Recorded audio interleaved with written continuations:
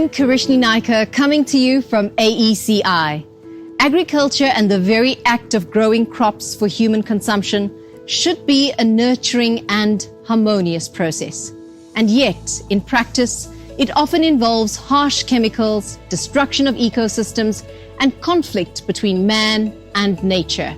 The challenge facing the industry is to move from being part of the problem to finding meaningful solutions. With me now is Lawrence van Rensburg, the Technical Executive at AECI Plant Health. Lawrence, please tell me more about green chemistry. So green chemistry in agriculture is trying to introduce sustainable products and solutions and processes which work harmoniously with nature. How would you differentiate biological and biorational products? So biological products would be essentially living organisms. And typically they can also be further categorized into microbial, those that you really can't see with your eye, that you need a microscope. And then you have the macrobials, which would be the larger insects that you could potentially see with your eyes. In the biorational, it's us as trying to reproduce the effects we see in the environment.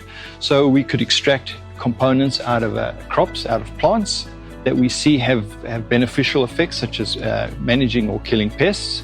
We're also able to have a look at products that are simulating what we see in nature. So, for example, the pheromones would be a great example of a biorational.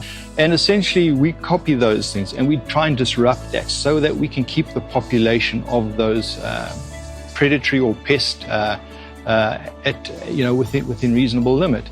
And we have to develop a holistic program around it. And in AECI Plant Health, we have a concept which we call the NuWay. And the NuWay is taking parts of the biological, it's taking parts of that regenerative we spoke about. It's also taking parts of the green chemistry and building that into a sustainable program for our growers. Lawrence, thank you so much. This green chemistry approach isn't just about swapping harsh chemicals for softer chemicals. The key to unlocking this is to address the underlying problems before they occur and being proactive rather than reactive. I'm Karishni Naikar, and that's One AECI for a better world.